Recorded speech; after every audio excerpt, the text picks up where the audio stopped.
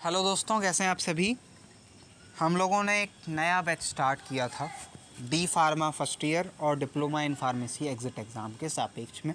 काफ़ी भूमिका मैं पिछले कुछ लेक्चर्स में डाल चुका हूं, और यदि आप नए हैं तो मैं चाहूँगा कि आप प्लेलिस्ट सर्च करें पहले चैनल पे और पिछले दोनों वीडियोज़ को देख कर आएँ, जिससे आपको चीज़ें काफ़ी क्लियर हों आपके माइंड में। सॉरी, देखिए इंटरप्शंस होते रहते हैं मेरे साथ, क्योंकि बोलना काफ़ी हार्ड होता है सुनने के सापेक्ष में। तो डी फार्मा एग्ज़िट एग्ज़ाम और डिप्लोमा फार्मेसी फर्स्ट ईयर के फार्मास्यूटिक्स की बात मैंने शुरू की थी, जिसके पहले 2 लेक्चर अपलोडेड हैं। पहला कॉमन लेक्चर है B pharma, D pharma, DP और एम फार्मा वालों के लिए भी। दूसरा लेक्चर वो है जिसमें डिप्लोमा और डीपी वाले दोनों पढ़ सकते हैं और बैचलर वाले अपनी आउटलाइन बना सकते हैं। तीसरा लेक्चर लेके सामने हूँ, जिसमें हम लोग history of the profession of pharmacy in India in relation to pharmacy education हम लोग ये डिस्कस करेंगे। ये आपके डीपी के सिलेबस का हिस्सा भी है और डी फार्मा फर्स्ट ईयर के फार्मास्यूटिक्स के सिलेबस का हिस्सा भी है। तो दोनों चीज़ें इसलिए साथ में पढ़ा रहा हूँ कि लॉन्ग टर्म रहे, केवल ऐसा ना हो कि केवल डीपी के काम का है या केवल फर्स्ट ईयर के काम का है, दोनों के काम का है। जहाँ आप हैं वहाँ अपना यूज़ लें। कंटेंट देना मेरा काम है और उस कंटेंट को यूज़ करना आपका काम। मेरा काम है उस कंटेंट को छोटे लेवल से बड़े लेवल तक पढ़ाना। तो स्टार्ट करते हैं इस वीडियो को। तीसरा लेक्चर है, 2 ऑलरेडी अपलोड हैं। पहला डोसेस फॉर्म पे और दूसरा न्यू ड्रग डिलीवरी पे। यानी डोसेस फॉर्म पहले कन्वेंशनल देखे या सारे देखे, और उसके बाद कुछ नए डोसेस फॉर्म क्यों बनाए गए, उसकी क्या आवश्यकता हुई, कैसे हैं, क्या हैं, क्यों हैं, सब कुछ बताया। अब डोसेस फॉर्म की चर्चा ख़त्म हुई फार्मास्यूटिक्स के मामले में, क्योंकि फार्मास्यूटिक्स क्या है, डोसेस फॉर्म की स्टडी ही फार्मास्यूटिक्स है। अब थोड़ा सा पिछले इतिहास को देख लेते हैं, जिससे चीज़ें हमें पता हों। और हिस्ट्री से डीपी के मामले में क्वेश्चन आएगा, और अगर आप डिप्लोमा फर्स्ट ईयर के स्टूडेंट हैं तो आपके फर्स्ट ईयर के लेवल पे भी क्वेश्चन आएगा, लॉन्ग क्वेश्चन भी आ सकता है। ठीक है, शुरू करते हैं स्टार्टिंग पॉइंट्स के साथ हिस्ट्री के। तो pharmacy education in India at the certified level was started in 1842 in Goa by the Portuguese. पुर्तगाल जिन्हें हिंदी में बोलते थे, जो हिंदी मीडियम से हैं, तो पुर्तगाल ने फार्मेसी एजुकेशन शुरू की थी 1842 में। ठीक है, formal training of the compounds was started in 1881 in the Bengal. और सबसे पहले 1881 में बंगाल में कंपाउंडर्स की ट्रेनिंग शुरू हुई। And as a university level program 1937 में बनारस हिंदी यूनिवर्सिटी या वाराणसी से ये शुरुआत हुई। अभी हमारा एक सेमिनार हुआ था, उस सेमिनार में बाबा साहब भीमराव अंबेडकर के वाइस चांसलर साहब आए थे, और उनने आके ये चीज़ें स्टेट की थी। तो हम लोगों को काफ़ी कुछ ये जानकारी थी, और वो मैंने यहाँ आपको लिखने का प्रयत्न किया कि फार्मेसी की शुरुआत कहाँ से हुई। सबसे पहले फार्मेसी पढ़ाई जानी कहाँ हुई शुरू, तो वो पढ़ाई जानी शुरू हुई बनारस हिंदू यूनिवर्सिटी BHU वाराणसी में 1937 में। और किसने शुरू की? मदन मोहन मालवीय जी ने। In Baghdad the first pharmacy और drug store was established in 754। Baghdad में पहली फार्मेसी खुली थी 754वीं ईस्वी में। हम उससे 1200 साल बाद आए, 1190, जो भी लगभग 1200 मान लो, 1180 के लगभग 1183 साल के बाद पहला प्रोग्राम हम लोगों ने BHU में शुरू किया। The revolution in the development of science and technology in post world war II started the change in pharmacy profession.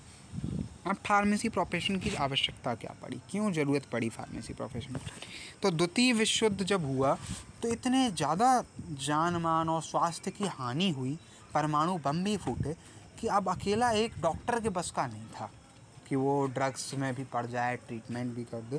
तो एक नया प्रोग्राम डेवलप किया गया फार्मेसी, ठीक, जो कि दोनों के बीच की कड़ी बन जाए, और वो डेवलपमेंट बोला गया pharmacy profession. Pharmacy being a health care profession, तो हमें क्या बोला गया? Health care profession.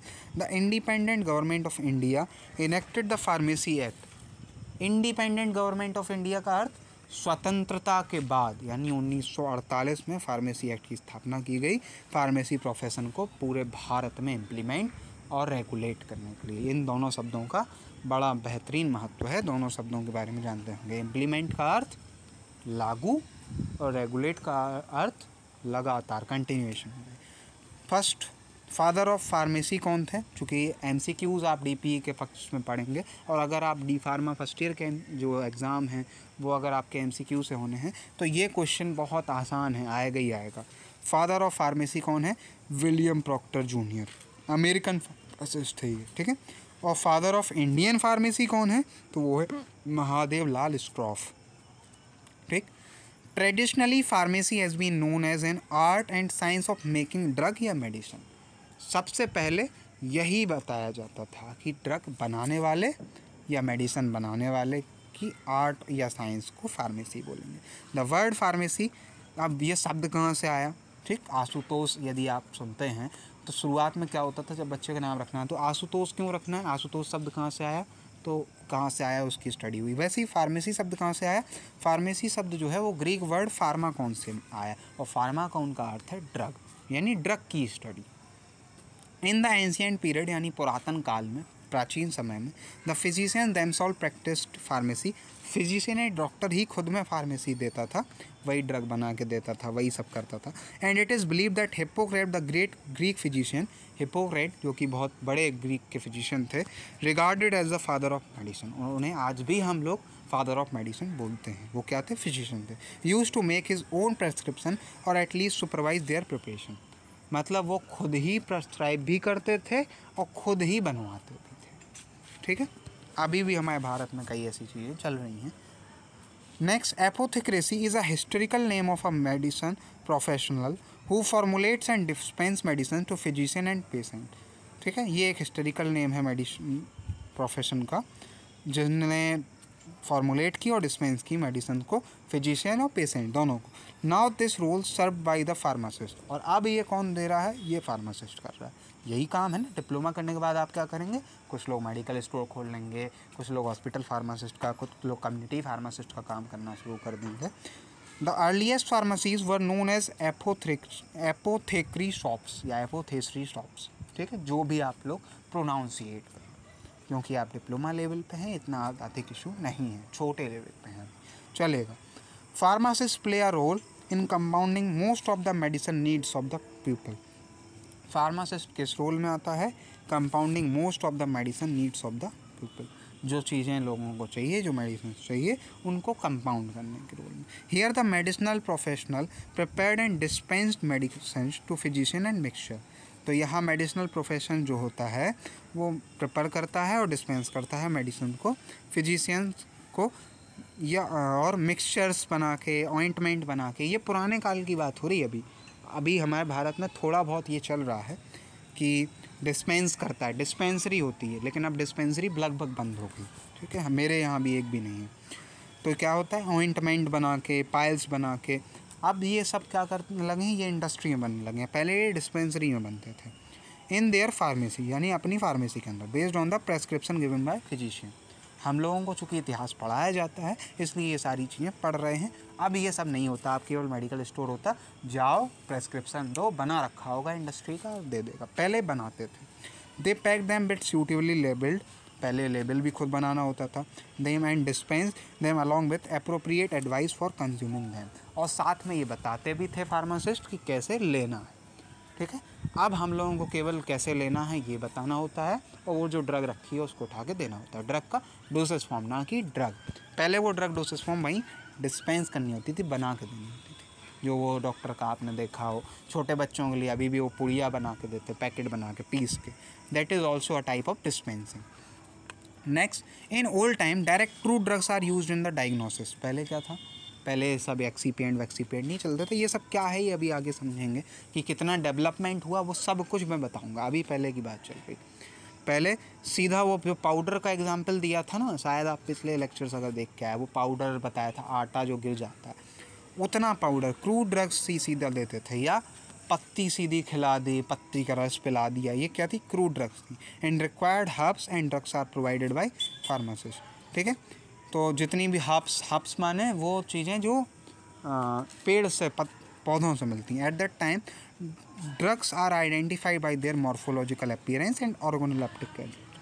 तो उस समय चूँकि ज़्यादा टेक्नोलॉजी नहीं थी, तो ड्रग को कैसे आइडेंटिफाई करते थे? अच्छा, ये हरे रंग की पत्ती है, कड़वी लग रही, इसमें से ऐसी स्मेल आ रही, तो ये वो वाली ड्रग। ठीक है, चूँकि चीज़ें नहीं थी। Like other countries in India too, Bharat में भी यही हुआ। Pharmacy was part of medicine in our Ayurvedic Siddha system of medical practice. हमारे यहाँ ये 2-3 सिस्टम चलते थे, आयुर्वेदिक, सिद्धा। आयुर्वेदिक माने जो आज भी चल रहा है आयुर्वेद, उसका कोई तोड़ नहीं, और सिद्धा जो ऋषि मुनियों का था वो। Pharmacy is a versatile, dynamic, growing and increasingly diverse profession, one which creates an excitement because there are so many opportunities. Pharmacy क्या हुआ, इतने सारे ये शब्द आ गए, ये एक प्रोफेशन बना जिसने एक उत्साह बनाया, क्योंकि बहुत सारे अपॉर्चुनिटीज़ हैं। वो अपॉर्चुनिटी अभी आपको नहीं पता होंगी। अभी आप केवल इतना जानते हैं डी फार्मा बी फार्मा कर लेंगे तो क्या कर लेंगे, फिर उसके बाद मेडिकल स्टोर खोल लेंगे या किसी हॉस्पिटल में कंपाउंडर का काम करने लगेंगे। तो अगला अभी एक लेक्चर जो आएगा वो फार्मेसी एज अ कैरियर पे अलग से बनाऊंगा मैं। भले ही सिलेबस में नहीं है, छोटा सा पॉइंट है, सिलेबस में है, ऐसा नहीं है कि सिलेबस में नहीं है, सिलेबस में मेंशन्ड है, छोटा पॉइंट है मैं, लेकिन उसको अच्छे से आपको ब्रीफ में बताऊंगा, ठीक है, डिटेल में। One which create an excitement because there are so many opportunity, बहुत सारे मौके हैं, बहुत सारी सर्विसेज हैं। It is an old age profession which has transform into a hub for global health care. ये एक पुराना प्रोफेशन है जो अब ग्लोबल हेल्थ केयर के लिए हब बन गया and evolve as multi disciplinary and multi faceted field in recent time. और पिछले कुछ समय से इतनी सारी ब्रांचेस हो गई कि आप गिन नहीं सकते, मैं भी नहीं जानता इतनी हो गई। फिर अब बात आती है pharmacy in relation with different field. तो फर्स्ट ऑफ ऑल इंडस्ट्री हमारे फार्मा सेक्टर का सबसे मजबूत हिस्सा है। आप लोग बी फार्मा करके यदि जाते हैं तो आपका ख्वाब होता है, जिनको फार्मास्यूटिक्स में इंटरेस्ट होता है, कि हम इंडस्ट्री में प्रोडक्शन में काम करेंगे। जो केमिस्ट्री पढ़ते हैं वो इंडस्ट्री के R&D में काम करेंगे। जो फार्मास्यूटिक्स के R&D या F&D में जाना चाहेंगे वो वहाँ जाएंगे, लेकिन जाएंगे इंडस्ट्री, ज्वाइन करेंगे एक सिक्योर जगह जो पे करे। In industry pharmacist perform many works in many ways. अब वो सारी की सारी चीज़ें, जो अपॉर्चुनिटीज़ हैं, जो सर्विसेज हैं, वो बताना पहले मैं शुरू कर रहा हूँ धीरे धीरे। पहला, फार्मूलेशन डेवलपमेंट, फार्मास्यूटिक्स का ही पार्ट। और what is formulation development? Drug cost, आटा जो वो एग्जाम्पल दिया था पिछले लेक्चर में, इसीलिए बार बार कहता हूँ कि पहले के लेक्चर्स देख के आना चाहिए। वहाँ वो आटे को उस सिरप तक लेके आना, उस टैबलेट तक लेके आना, that is formulation development process, ठीक है। और ये प्रोसेस ड्रग डिस्कवरी की प्रोसेस के बराबर ही डिफ़िकल्ट है। यानी जितना वो केमिस्ट्री वाला, कोलॉजी वाला ज़रूरी है, उतने ही हम भी ज़रूरी है फार्मास्यूटिक्स वाले। फार्मूलेशन डेवलपमेंट जनरली एक फार्मास्यूटिक्स वाले बंदे का काम होता है। Commercial drug production is a difficult task for any pharmaceutical companies due to involvement of pharmacy in pharmaceutical, ठीक है। कोई भी कंपनी जितने आसानी से लेदर फैक्ट्री खोल लेती है, आयुर्वेद की भी फैक्ट्री खोल लेती है, उतना फार्मास्यूटिकल इंडस्ट्री खोलना आसान नहीं होता, क्योंकि यहाँ फार्मेसी वाले बंदे इन्वॉल्व होते हैं। It is easy way to develop commercial formulation. और जो कॉमर्शियल फार्मूलेशन होती हैं, जैसे टैबलेट बनाना, गुटिका बनाना, ये बटी बनाना, ये सब आसान है। लेकिन अगर वो एरोसॉल बनाना चाहती है तो ये जो कॉमर्शियल फॉर्मुलेशन के बाद डेवलपिंग अ कंप्लीट अंडरस्टैंडिंग, जो नई ड्रग बनाना है उनको इतना आसान नहीं होता बनाना। And developing a complete understanding of the form and structure of drug substance and drug product. और जो लोग बना रहे होते हैं उन्हें नहीं पता होता है जिसके सुपरविज़न में चल रहा है, उसको पूरा स्ट्रक्चर पता होता है। और सुपरविज़न में किसके चलता है? बी फार्मा वाले स्टूडेंट के। आप डिप्लोमा वाले स्टूडेंट वहाँ कुछ पोस्ट पे बनाने के लिए ही लगते हैं। आप डी फार्मा करके जाएंगे तो आपको इंडस्ट्री में जूनियर पोस्ट पे जॉब मिल सकती है, और बी फॉर्म वाले बंदों को सीनियर पोस्ट पे जॉब मिल सकती है। इसीलिए मैं कहता हूँ कि शुरुआत से लास्ट तक की आपको जानकारी होनी चाहिए। Next, Pharmacy is also involved in the formulation testing and making a successful pharmaceutical formulation. What is formulation? बार बार वही बात कह रहा हूँ कि पहला लेक्चर, जो प्लेलिस्ट का पहला लेक्चर है, उसको देखिए। टाइप्स ऑफ डोसेज फॉर्म है और different types of dosage forms के बारे में उसमें चर्चा है, वो सब हैं formulation. Requires the combination of API। What is API? आप डिप्लोमा वाले हैं, आपको अब तक पता नहीं है, अदरवाइज़ आप बी फॉर्म वाले हैं, उस लेक्चर को अपनी नॉलेज के लिए देख रहे हैं। तो API is active pharmaceutical ingredient, वो मोइटी, वो ड्रग मोइटी जो रिस्पॉन्सिबल है उस एक्टिविटी को परफॉर्म करने के लिए। पैरासीटामोल टैबलेट में अकेला पैरासीटामोल नहीं होता, लेकिन पैरासीटामोल रिस्पॉन्सिबल होता है एक्टिविटी परफॉर्म करने के लिए, फीवर उतारने के लिए, इसलिए उसको और paracetamol is an API with inactive excipient, और उसके साथ बहुत सारी चीज़ें जुड़ी होती हैं। स्टार्च हम यूज़ कर लेते हैं, बहुत सारी चीज़ें जोड़ के एक टैबलेट बनाते हैं और उससे कंप्रेशन होके एक फिक्स स्ट्रक्चर बनता है। इनएक्टिव होते हैं वो हमारे लिए कोई मायने नहीं रखते एक्सीपिएंट, वो केवल मेटाबोलाइज होकर बाहर निकल जाते हैं और चूज़ भी ऐसे ही किए जाते हैं। Next, physico chemical analysis can aid excipient selection. सबसे पहले फार्मूलेशन डेवलपमेंट में हम लोगों को एक चीज़ पढ़नी होती है और इसीलिए हम लोग कोग्नोसी में हर जगह फिजिको केमिकल प्रॉपर्टीज़ पढ़ते हैं। फिजिको माने फिजिकल और केमिकल माने को माने साथ में, फिजिकल और केमिकल को साथ में पढ़ते हैं। फिर उसके बाद enable the stability of drug substance. Stability, मैं कंटिन्यू एक फॉर्म में हूँ और बोल रहा हूँ, आप कंटिन्यू एक फॉर्म में हो सुन रहे हैं, दोनों का काम सही चल रहा है। अभी पीछे से क्या हो, पानी बरसने लगे, बिजली कड़कने लगे, मैं स्टेबल नहीं हूँ, आपके पीछे कोई आवाज़ आ जाए, आप स्टेबल नहीं हैं, तो क्या हम लोग इम्पैक्ट दे पाएंगे? नहीं दे पाएंगे। तो stability of drug substance and drug product to be assessed and also ensure the critical material attributes CMAs relating to formulation performance are identified as part of the design space definition applied for downstream manufacturing control। उसको बनाने के लिए सारे steps की जानकारी पहले होनी चाहिए। लाइक हमारे यहाँ घर में खाना बनता है, आपने यदि कभी खाना बनाया हो, यदि आप फीमेल्स हैं तो मेनली आपने बनाया होगा, मेरे भारत में यही चलता है, और यदि आप मेल हैं तो भी बनाते हैं, मैं भी बना देता हूँ कभी कभी खाना, क्योंकि होता है कि हाथ चेंज होना चाहिए या आना चाहिए बनाना। तो क्या होता है कि जो सुपरवाइज़र होता है वो आपके ऊपर बैठा रहता है और उसको हर एक स्टेप पता है। अगर नमक ज़्यादा डल गया तो क्या करना है, पानी ज़्यादा डल गया तो क्या करना है, मसाला अभी भुना है या नहीं भुना है, कितनी आंच पे भुनेगा, कितनी देर में भुनेगा, वो सब कुछ ऐसी फार्मूलेशन के सारे स्टेप्स हमें पता होने चाहिए, तब हम एक अच्छी सब्जी, एक अच्छी फार्मूलेशन बना पाएंगे। ठीक। नेक्स्ट, मैन्युफैक्चरिंग डिपार्टमेंट, ये हो गया फार्मूलेशन, वो डोसेज फॉर्म रिसर्च करके बनाई कि सिरप बनाना है, अब उस सिरप का मैन्युफैक्चरिंग शुरू हुआ। प्रॉपर इक्विपमेंट, तो क्या चाहिए हमें? पहले तो गैस चाहिए सब्जी बनाने के लिए, यानी इक्विपमेंट चाहिए। प्रॉपर प्रोसीजर, उस सब्जी बनाने की रेसिपी यानी उस सिरप बनाने का जो प्रोसीजर निकलेगा फॉर्मूलेशन डेवलपमेंट के बाद, वो चाहिए। And suitable conditions are needed, और ऐसी कंडीशन जहाँ वो बन सके, ऐसा ना हो कि -4 डिग्री टेम्परेचर है और गर्म सब्जी बनानी है, बन जाएगी ऐसा नहीं, तो बहुत आफत हो जाएगी। भाई पानी डालना है सब्जी में, पानी डालना फॉर्मूलेशन में, सिरप बनाना, वो पानी जम जा रहा, तो सारी सूटेबल कंडीशन और जितनी नेसेसरी कंडीशन, अगर -4 है तो वहाँ भी बनते ही हैं, लेकिन फिर उसके लिए सारी कंडीशन होनी चाहिए फॉर एनी मैन्युफैक्चरिंग यूनिट। ठीक है, मैन्युफैक्चरिंग यूनिट होने के लिए। In pharmaceutical it is also decided by the pharmacist, ये भी आप ही डिसाइड करेंगे कि ये सब कैसे चलना है और कैसे बनना है। आप लोग कैसे डिसाइड करेंगे? आप लोग अभी आगे जाके DIs बनेंगे, हायर पोस्ट्स पे जाएंगे, चेकर्स बनेंगे, रेगुलेशन में जाएंगे, रेगुलेटरी डिपार्टमेंट में जाएंगे। बहुत सारे लोग होते हैं जो डी फॉर्म करने के बाद बी फॉर्म करते हैं, लेटरल एंट्री के बेस पे 3rd ईयर या 2nd ईयर में उन्हें एडमिशन मिल जाता, उसके बाद वो फटाफट अपना एक्टिविटी परफॉर्म करते हैं यानी बी फॉर्म करते हैं और हायर एजुकेशन रेगुलेटरीज़ में जाके बैठते हैं।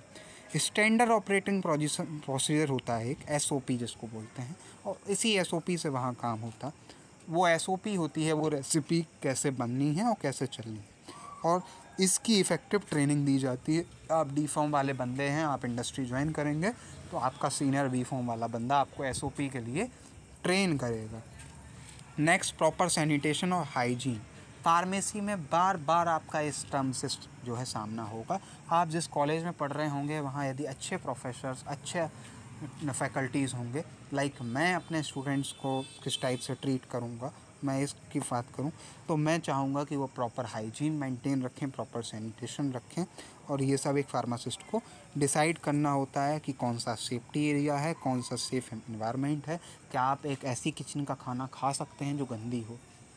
तो ड्रग तो फिर बहुत दूर आ गए आप। ठीक है, दवाई में तो आप आनाकानी कर ही नहीं सकते। Assist and review production batch record, ये भी फार्मा वाला बंदा ही करता है। हैव ऑल नेसेसरी इन्फॉर्मेशन, सारी चीज़ें उसमें इंक्लूड हैं कि नहीं, ये भी फाइनल अप्रूवल के लिए, और जो निर्णय लेता है वो भी। तो अब देखो, अभी 2 हेडिंग पढ़ी हमने और कितनी अपॉर्चुनिटी आ गई। फॉर्मूलेशन का एक बंदा करेगा, 10 से 20 लोगों की टीम होगी। फिर मैन्युफैक्चरिंग केवल एक जगह हो रही होगी हज़ारों यूनिट्स होंगी, उनमें लाखों करोड़ों फार्मासिस्ट काम करेंगे। इतने सारी नौकरियां एक झटके में बता दी मैंने। तो डी फार्मा करके मेडिकल स्टोर नहीं खोलेंगे। आगे बढ़ते हैं, क्योंकि डिप्लोमा लेवल की बात हो रही, ज़्यादा डीप नहीं जाऊंगा। अब एक नया डिपार्टमेंट होता क्वालिटी कंट्रोल और क्वालिटी एश्योरेंस। वो याद है ना, कभी कभी क्या होता है कि एक नए किसी पर्सन को बनाने की जिम्मेदारी दी जाती, तो क्या होता बीच बीच में देखना होता है सब्जी जल तो नहीं गई, मसाला जल तो नहीं गया। दैट इज़ क्वालिटी एश्योरेंस, कि साथ साथ में देखें कि क्वालिटी सही चल रही है नहीं।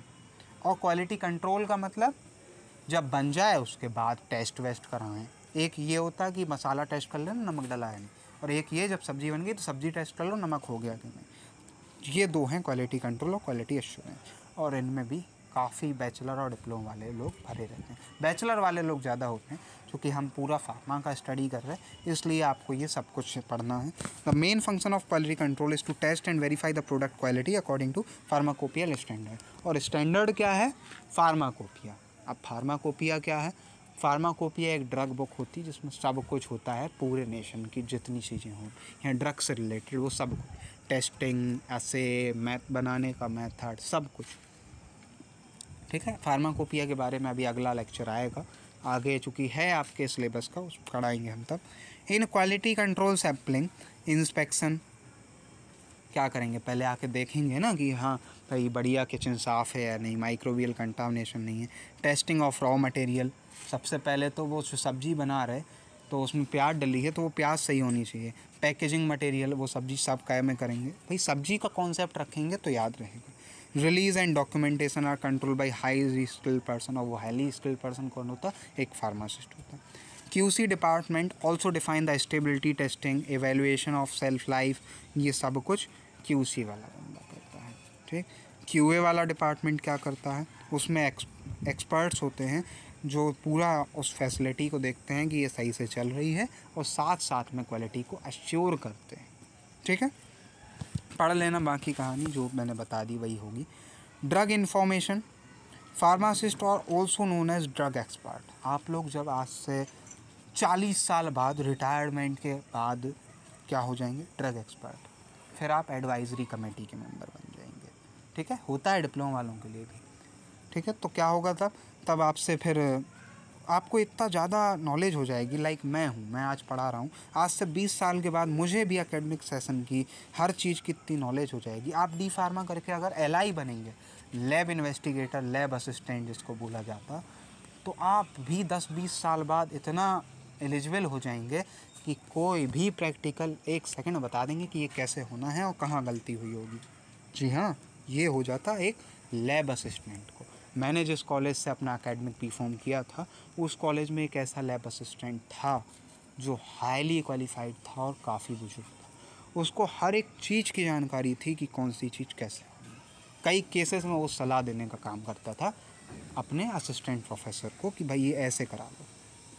ठीक, in industry it inform the drug composition and formulation and also define the drug advantage. तो ये सब फिर कैसे कंपोजिशन करें, कैसे फॉर्मुलेट करें, क्या एडवांटेजेस मिलेंगे, क्या डिसएडवांटेज मिलेंगे, ये सब बताने का काम करने लगता एक फार्मासिस्ट। तो ये एक कोई भी बंदा कर सकता है जो फार्मा फील्ड से जुड़ा हुआ है। केमिकली ड्रग्स क्या होती हैं? ड्रग्स केमिकल सब्सटेंस होते हैं और वो एक्टिव और इनएक्टिव हो सकते हैं। ये भी डिसाइड कौन करेगा? एक फार्मासिस्ट करेगा। And also provide the drugs reaction with other drug, और ये भी बताएगा भाई एक मेडिकल स्टोर वाला क्या करता है, वो आपको ये भी बता देता है कि ये जो गोली दे रहे हैं ना, ये इसके साथ मत खाना, इन दोनों गोलियों के बीच में 2 से 3 घंटे का अंतर रखना। तो यानी उसको ये भी पता है कि ये दोनों साथ में खा ली तो खेल खल्लास। Next, drug are the chemical substance, जो पहले बताया, which are design for treating the disease. It also provided the complete information about suitable excipient।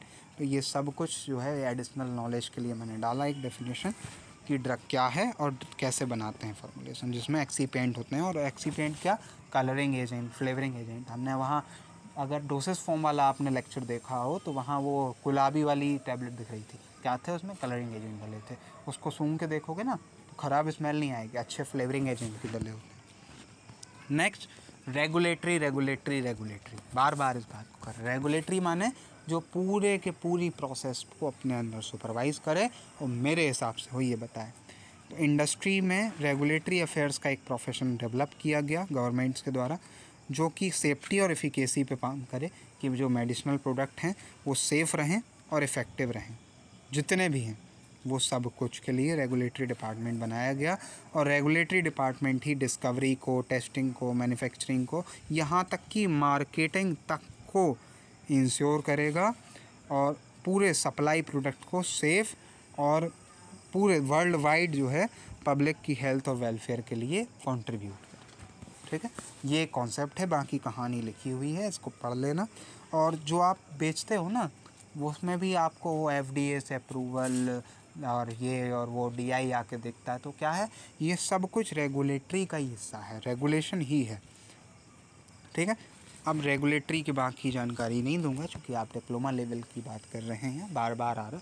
Bachelor वाले यदि इसको देख रहे होंगे तो उनको एडिशनल नॉलेज फिर बाद में दी जाएगी उनके बी फॉर्म के सिलेबस पे। सेल्स एंड मार्केटिंग, MR सबसे ज़्यादा बनते हैं डी फार्मा वाले, मेडिकल के बाद या मेडिकल के सापेक्ष में। तो सबसे बड़ा मुद्दा होता है मार्केटिंग और सेल, किसी भी चीज़ मार्केटिंग कंपनी के लिए। ठीक है, तो ये भी आप ही बनते हैं और इन्हें भी जानकारी होनी चाहिए कि जाके ये उस फिजिशियन को, पढ़े लिखे MBBS डॉक्टर को इतना सुना दें कि वो कहे हाँ यार तुम ज़्यादा जानते हो, तुम जो कह रहे हो वो। ठीक है, तो MR को भी अच्छी खासी नॉलेज होनी चाहिए हर चीज़ की, इकोलॉजी की, केमिस्ट्री की, और जो फार्मास्यूटिक्स पढ़ा रहा हूँ उसकी भी, कि क्यों बनाया गया होगा सर ये। सर हम लोगों ने एक सस्पेंसन बनाया है और ये सस्पेंसन हम उस कंपनी की टैबलेट से ज़्यादा इफेक्टिव है। और क्यों इफेक्टिव है, क्योंकि हमारा सस्पेंसन है, सस्पेंसन इसलिए बनाया जाता है। उसका पूरा फॉर्मुलेशन एस्पेक्ट समझा देंगे, फिजिशियन आपकी ड्रग मार्केट करने लगेगा। ठीक है, तो मार्केटिंग क्या है, एक प्रोसेस है identifying and understanding the needs and wants of the customer, demands को पूरी करने की। ठीक है, an effective marketing plan offers a solution to fulfil the needs and wants of society, समाज की सारी नीड्स को पूरा करने के लिए। बाकी चीज़ें जो लिखी हैं उनको पढ़ लेना, कॉन्सेप्ट समझा दिया मैंने आपको। अंत कर रहा हूँ लेक्चर का, चूँकि 27-28 मिनट का हो गया। एक लास्ट इंडस्ट्री का जो आता है वो होता है मैनेजमेंट। एंड कर रहा हूँ कि एंडिंग तो मैंने लिखा है अपने एंड से, मैनेजमेंट। तो मार्केटिंग का management, analysis, planning, implementation, control over action, ये सब कुछ आपके ऊपर ही होता है। ठीक, कितना प्रॉफिट आया, कितनी ग्रोथ हुई, ये सब कुछ एक फार्मा पर्सन को पता होता है, क्योंकि उसे स्टैटिक्स भी पढ़ाई जाती है और जितने भी सब्जेक्ट होते लगभग सब पढ़ा देते हैं एक फार्मासिस्ट को, जितने सब्जेक्ट पढ़ सकता है एक आदमी। ठीक है, तो वो सारी जॉब्स आपके लिए अवेलेबल हैं। अब ये मत कहना कि डी फार्मा कर रहे मेडिकल स्टोर खोल, ठीक है, या MR की नौकरी करेंगे। ये सारी नौकरियां, ये सारे स्कोप्स और ये सारी चीज़ें यहाँ मैंने आपको बताई। बाकी धन्यवाद इस लेक्चर के लिए। व्हाट्सएप नंबर आपके पास ऑलरेडी है, चैनल पे भी अवेलेबल है और यहाँ भी अवेलेबल है, तो यदि कोई डाउट है तो आप मुझसे पूछ सकते हैं। लेक्चर्स पूरे देखें शुरू से अंत तक, तो बेहतर रहेगा। धन्यवाद।